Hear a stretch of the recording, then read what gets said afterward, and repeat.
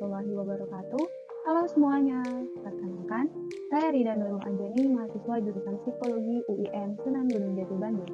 Pada video pembelajaran kali ini, kita akan sedikit mereview materi mengenai statistika deskriptif yang telah dipelajari semester sebelumnya. Nah, pada video kali ini, kita akan membahas mengenai statistika deskriptif dan statistika inferensial, statistika parametrik dan non-parametrik, skala pengukuran, dan pengujian hipotesis. Statistika digolongkan ke dalam dua bagian, yaitu statistika deskriptif dan statistika inferensial.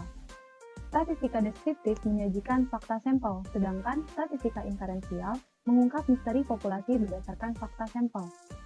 Singkatnya, statistika deskriptif ini untuk sampel itu sendiri, sedangkan statistika inferensial bisa digeneralisasi untuk populasi. Jadi, statistika deskriptif merupakan metode yang berhubungan dengan pengumpulan data, penyajian data, pembuatan tabel-tabel, dan grafik-grafik, serta melakukan perhitungan-perhitungan untuk menentukan statistik. Sedangkan statistika inferensi merupakan pengambilan kesimpulan tentang parameter populasi berdasarkan analisa pada sampel. Beberapa hal yang perlu diketahui berhubungan dengan inferensi statistik yaitu estimasi titik, estimasi interval, dan uji hipotesis. Adapun sebuah ilustrasi, data banyaknya pelanggan yang datang ke sebuah minimarket di 15 hari tertentu pada bulan Juli 2011 adalah sebagai berikut. Untuk Q yang pertama, berapa rata-rata banyak pelanggan yang datang di 15 hari tersebut? Q2, seberapa menyebarnya banyak pelanggan yang datang dalam 15 hari tersebut? Q3, apakah hari yang perlu perhatian khusus? Nah, ketiga pertanyaan ini termasuk ke dalam statistika deskriptif. Sedangkan Q yang keempat, apakah rata-rata pelanggan yang datang di minimarket tersebut lebih besar dibandingkan minimarket lainnya, termasuk ke dalam ilustrasi inferensi statistik. Dalam statistika inferensial tersedia pilihan prosedur, yaitu parametrik dan non-parametrik. Prosedur parametrik mengasumsikan bahwa data memiliki sebaran teoretik dan nilai data itu sendiri yang digunakan dalam analisis. Sedangkan pada prosedur non-parametrik tidak mengasumsikan data memiliki sebaran teoretik tertentu dan biasanya kategorik yang digunakan dalam analisis. Nah, pemilihan uji parametrik atau non-parametrik ini tergantung pada banyak faktor. Salah satunya adalah tujuan dan masalah yang diteliti. Jadi, fase statistika inferensi yang pertama ada statistika parametrik, yaitu metode statistika yang pada penerapannya membutuhkan asumsi tentang distribusi atau sebaran populasinya, seperti asumsi distribusi normal atau asumsi distribusi khusus lainnya. Sedangkan statistika non-parametrik, yaitu metode statistika yang tidak diperlukan asumsi tentang parameter-parameter dan bentuk distribusi populasi lainnya.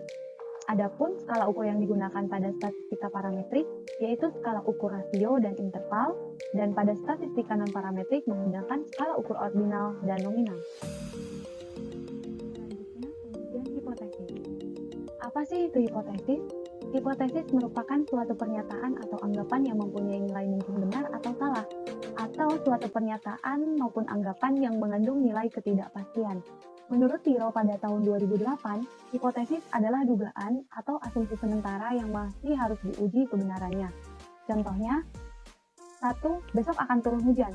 Jawabannya mungkin benar atau salah. 2. Penambahan pupuk meningkatkan produksi. Jawabannya mungkin benar atau salah juga. Dan yang ketiga, varietas A lebih baik dibandingkan dengan varietas B. Jawabannya mungkin benar atau salah. Dan lain-lain. Adapun kegunaan hipotesis diantaranya 1. Mengidentifikasi data yang akan dikumpulkan. 2. Merancang instrumen pengumpulan data. 3. Merencanakan teknik pengambilan sampel. 4. Memilih metode analis data yang akan digunakan. Kemudian, hipotesis dibedakan menjadi dua. 1. Hipotesis penelitian, yaitu hipotesis yang didasarkan pada teori tertentu dan hipotesis ini bentuknya verbal atau dapat berupa kalimat. Yang kedua, hipotesis statistik, yaitu asumsi atau dugaan dikhususkan mengenai parameternya saja.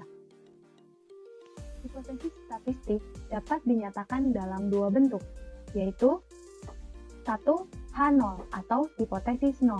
Pernyataan tidak ada hubungan, pengaruh, dan perbedaan, dan dapat juga dinyatakan dengan kalimat negatif.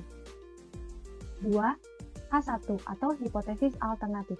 Hipotesis yang dirumuskan untuk menjawab permasalahan dengan menggunakan teori-teori yang relevan dengan masalah penelitian dan dapat dirumuskan dengan kalimat positif. Dalam pengujian hipotesis, kesimpulan yang diambil berpeluang untuk keliru. Pengambilan keputusan akan memunculkan dua jenis kesalahan. Bisa dilihat pada tabel yang tertera di sini. Yang pertama, salah jenis 1, atau bisa dilambangkan dengan alfa, yaitu kesalahan akibat menolak H0, padahal H0 benar. Dan yang kedua, salah jenis 2, atau bisa dilambangkan dengan beta, yaitu kesalahan akibat menerima H0 padahal H1 bernilai benar. Nah, untuk alfa di sini merupakan peluang menolak H0 padahal H0 ini benar. Dan untuk beta, yaitu peluang menerima H0 padahal H1 yang benar. Kemudian, pengujian hipotesis. Kaidah keputusan, yang pertama, jika p-value-nya kurang dari alfa, maka H1 bernilai benar. Jika p-value-nya lebih dari sama dengan alfa, maka H0 yang dianggap benar. Nah, alfa yaitu taraf nyata pengujian, atau kesalahan maksimum yang diperbolehkan jika memutuskan H1 benar. Sedangkan p-value merupakan peluang salah jenis 1 berdasarkan data.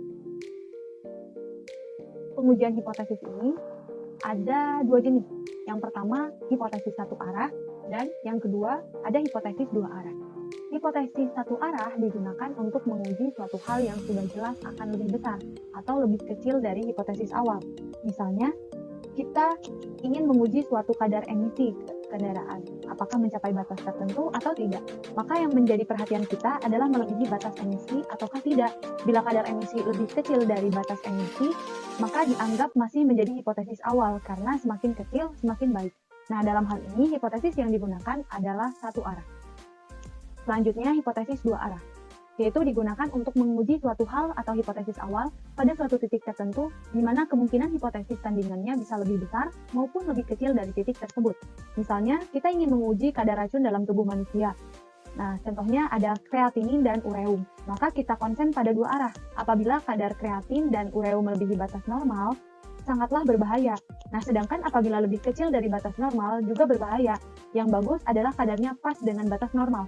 Oleh karena itu, pada gambar grafik di sini terlihat sebuah gambar grafik yang mempunyai lengkungan lembah sama kiri dan kanannya. Nah, lain halnya dengan yang satu arah. Ini lengkungan lembah alfanya ini lebih condong ke kanan, dan yang grafik satunya lagi lebih condong ke kiri. Nah, itu dia sedikit review materi mengenai statistika deskriptif yang telah kita pelajari pada semester sebelumnya. Mungkin itu saja yang dapat saya sampaikan.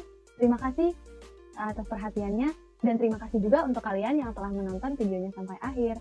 Semoga ilmunya dapat bermanfaat ya. Sampai jumpa di video selanjutnya. Wassalamualaikum warahmatullahi wabarakatuh.